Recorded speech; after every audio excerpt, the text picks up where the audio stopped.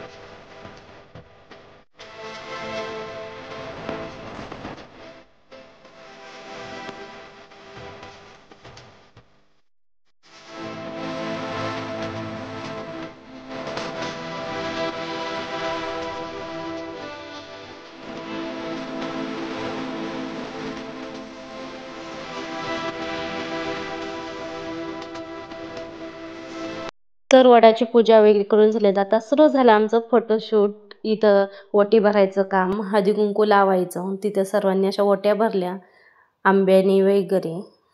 तिथं फोटो काढायला चाललेला आहे। पियू सिद्धी आमच्या स्पेशल होत्या फोटो काढायला सगळ्यांचं असं।